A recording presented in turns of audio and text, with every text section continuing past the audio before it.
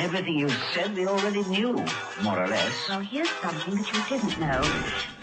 2 of those special atomic bombs haven't gone off. Bienvenue dans ce nouveau podcast de la grotte de Papa Caillou. Je vous propose aujourd'hui le témoignage de Caroline qui, suite à son accouchement, a contracté le streptocoque A. Alors cela vous dit peut-être rien, c'est en fait une bactérie qui peut provoquer des infections à différents degrés de gravité. Caroline m'a raconté sa mésaventure qui a duré en tout quasiment 2 mois, guérison comprise, et ce que cela a entraîné sur ses premiers jours avec sa fille. Comme d'habitude, si ce podcast vous plaît, n'oubliez pas de laisser un like et de le partager, et je vous laisse avec l'interview. À quel moment est-ce qu'on t'a détecté cette maladie ? En fait, j'ai accouché le mercredi et du coup, le samedi, j'ai commencé à pas être très bien. J'avais un peu de température et puis on m'a dit que c'était la montée de lait. Donc forcément, je les ai cru. Après, c'est ma première grossesse, donc forcément, on ne peut pas dîner. Tu savais pas trop. On croit les médecins, quoi. Donc je suis rentrée à la maison, j'étais pas forcément très bien. Et puis quelques jours après, du coup... la visite de la sage-femme ? Voilà, la visite de la sage-femme, j'allais toujours pas bien, j'avais de la température, je montais à 39-40, je redescendais, des frissons comme je sais pas quoi. Après, c'était des sueurs, c'était des bras. Donc elle m'a dit, bon, ça, si je dis ça à la maternité, ça doit être ça, donc d'ici 1 ou 2 jours, ça va aller mieux. Ouais, ok.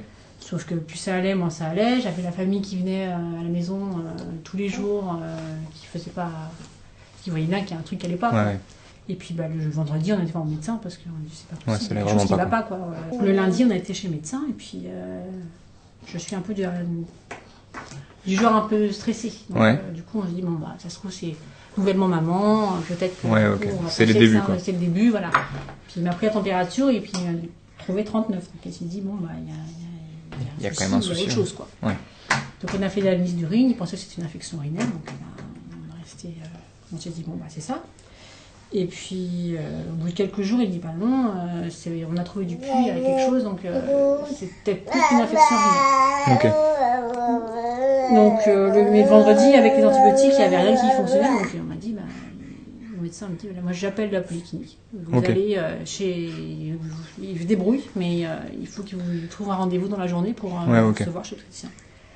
Sauf que forcément, je suis arrivée chez l'obstétricien et vu que je fais des montées des poussées de fièvre, en fait, forcément, j'arrive là-bas, j'avais plus de température, ça allait bien. Il m'a un peu pris un peu de haut, je ne comprends pas trop pourquoi vous êtes là. Voilà. Il a même appelé mon médecin derrière, on a dit, je ne comprends pas pourquoi elle est venue. Ouais, ok. Donc, du coup, il m'a fait quand même des prélèvements. Il dit, je fais des prélèvements quand même, mais bon, ça va se régler comme ça, ça va passer. Bon, je dis bon. Et puis le lendemain, c'est l'hôpital qui m'appelle. Il me dit, vous prenez des affaires parce qu'on a trouvé ce qui ne va pas. Vous avez une bactérie, c'est le streptocoque. Donc, il faut que vous hospitalisez parce qu'on ne peut pas vous donner des médicaments comme ça. Il faut que ce soit par intraveineuse et tout ça, par voie. Du coup, j'arrive. C'est fait, au moment, je crois que je panique pas, en fait. Est-ce que c'est une libération ? Ou, enfin, genre, on a trouvé enfin ce que j'avais ? En fait, c'est le moment où je me suis pas inquiétée. Ouais, ok. Parce qu'on m'a dit, on a trouvé, j'ai trouvé. Ils vont me guérir, quoi. Je vais prendre peut-être des antibiotiques, et puis le soir, je suis sortie, quoi. Ouais, ok. Je me suis pas, ce moment, je me suis pas... Ça y est, je vais guérir, quoi. J'ai enfin trouvé ce qu'il allait, c'est fatigant, on se traîne, en fait. Ouais. Je profitais pas d'elle parce que je me traînais, je faisais des choses. Puis même, mon conjoint ne comprenait pas pourquoi j'étais si fatiguée. Il fallait bien que j'aille accoucher, mais bon, quand même, je me traînais, quoi. Je prenais pas forcément de plaisir à faire les choses. Donc j'arrive là-bas, et puis là, ils me disent, par contre, c'est un peu infectieux, donc la petite, elle peut pas rester avec vous et tout ça. Donc, on s'est dit, galère. Super. Donc, ça reste comme ça, et puis j'arrive, il commence le traitement. Là, je commence à avoir des frissons comme je sais pas quoi. D'accord. Et puis, donc, il monte en chambre, donc forcément dans la section avec les femmes qui ont accouché. Ouais, ok. Tout au bout de la rue. Tout au bout, mais bon, j'entendais les bébés pleurer et tout ça. Oh là là là là. Donc, ils commencent le traitement et tout ça. Donc, je vois tous arriver avec leurs masques. Leurs masques et machin. Je dis, bon, ok. Et puis, ils commencent les traitements, puis ils prennent la température 39, 40, 41. Les antibiotiques marchaient pas, quoi.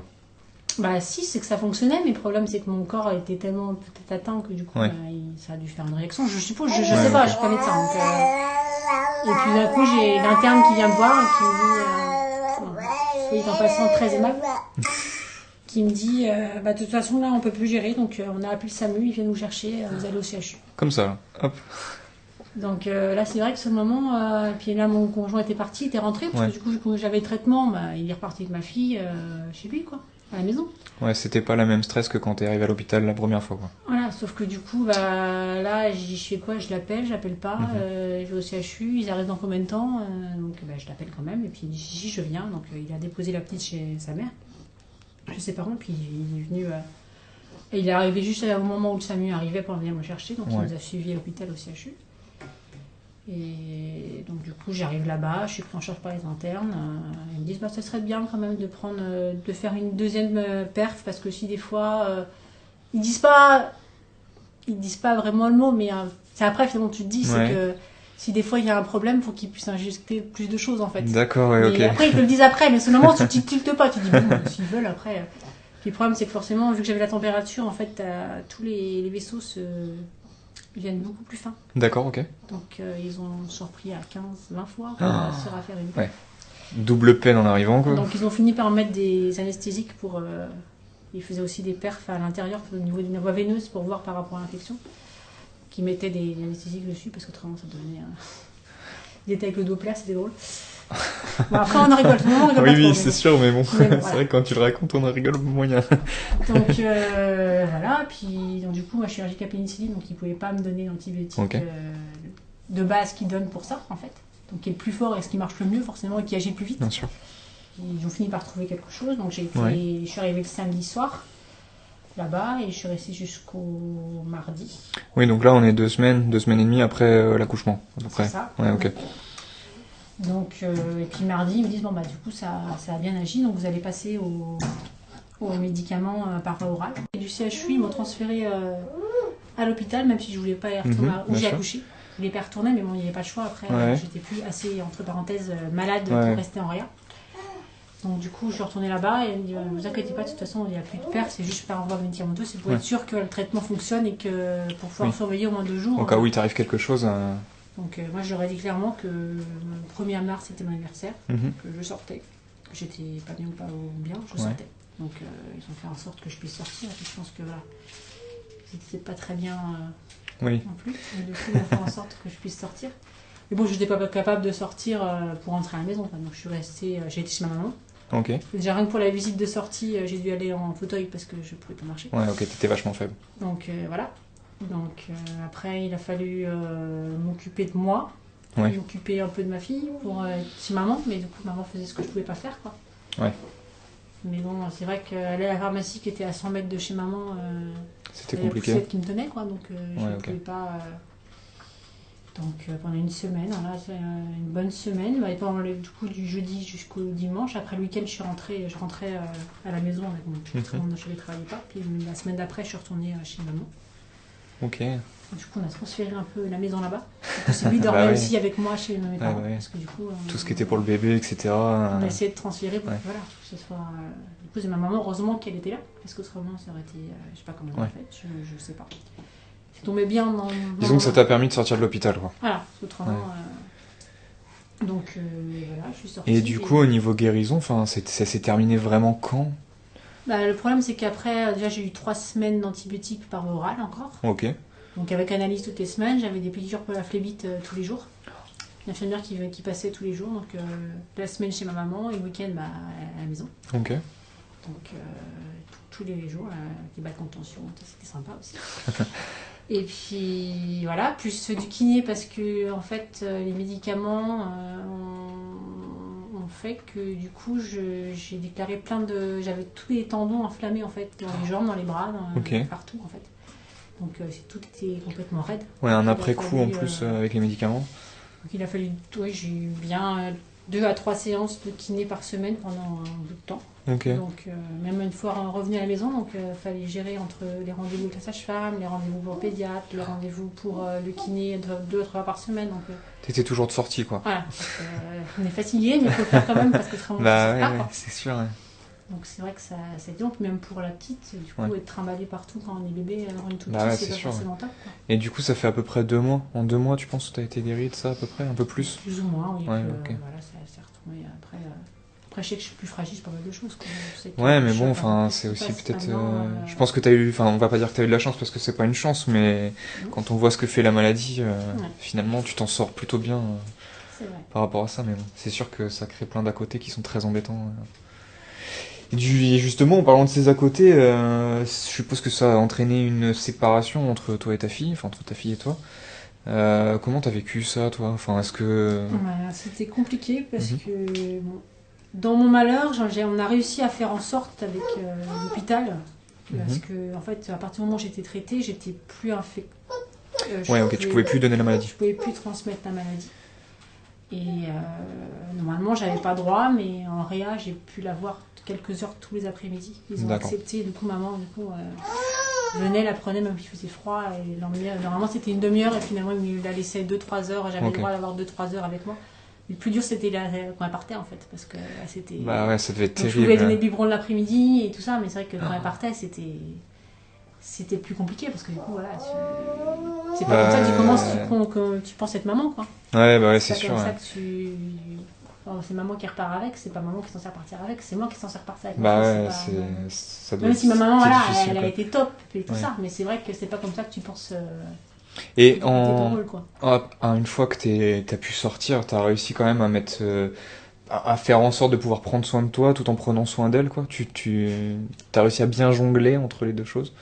Bah, la première semaine, en fait, j'ai pris soin de moi et je donnais le biberon, je changeais la couche, mais après tout ce qui était transférer Lina, faire des trucs là, maman m'aidait beaucoup là-dessus parce que j'étais incapable, j'arrivais pas à m'occuper de moi quand tu marches à peine et que bien sûr, quoi. Bien sûr. Et après, petit à petit, j'ai fait son bain, petit à petit, j'essayais vraiment de faire de plus en plus. Ok. T'as réussi à reprendre ton rôle de maman tout doucement, quoi. Parce que je le voulais après, c'est parce que là, j'avais besoin aussi de ça, quoi. Bien sûr, ouais. Parce que c'est les premiers moments de la vie de son enfant, c'est important, quoi. C'est sûr, c'est pas censé se passer comme ça, quoi. Les premiers bains, les premiers dodos à la nuit, se lever la nuit et tout ça. Au début, c'était un calvaire parce que déjà, pour une maman qui est en bonne santé, se lever la nuit, c'est déjà fatigant. C'est fatigant. Alors quand en plus t'as pas de jambes et que t'es complètement crevé et que il faut se lever quand même parce que papa aussi travaille, donc il se lève aussi, mais c'est vrai que quand c'est plusieurs fois dans la nuit, au moment il fatigue aussi, quoi. Ouais, ok. Donc puis on a envie de se lever, mais c'est vrai que des fois la première semaine j'y arrivais pas. Je voulais mais je ne pouvais pas. J'étais trop fatiguée, quoi. Donc, je sais pas, enfin, est-ce qu'il y a des choses que t'aurais, enfin, au-delà de la relation que tu aurais créée avec elle, il y a des choses que tu voulais mettre en place que t'as pas pu mettre en place à cause de ça?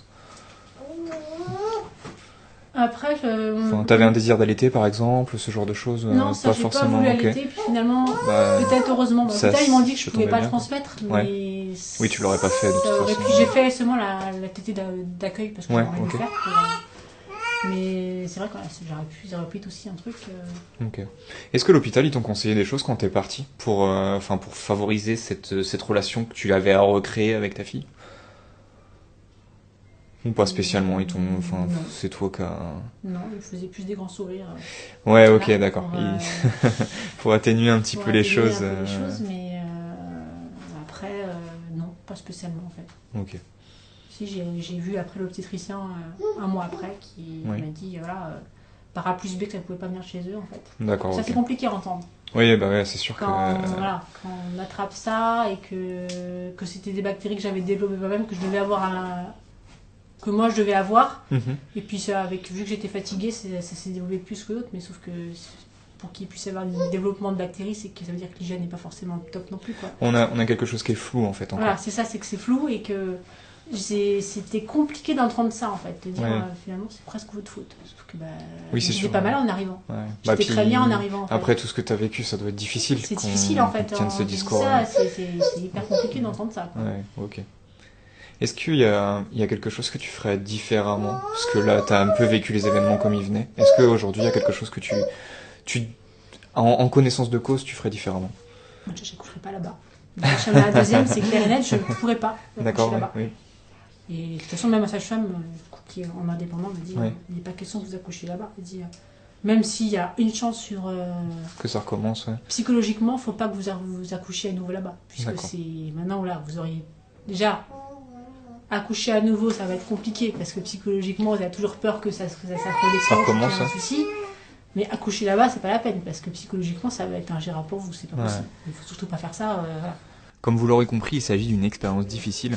Le but c'est pas de vous faire peur, le Streptocoque reste une bactérie peu connue, j'ai trouvé très peu d'informations à son sujet sur internet. Si toutefois vous avez des questions ou des réactions sur cette interview, n'hésitez pas à laisser un commentaire, j'y répondrai avec plaisir. Si vous souhaitez vous aussi témoigner dans la grotte de Papa Caillou, envoyez-moi un message sur Facebook ou directement sur mon adresse mail hellopapacaillou@gmail.com. Je vous dis salut à toutes et à tous.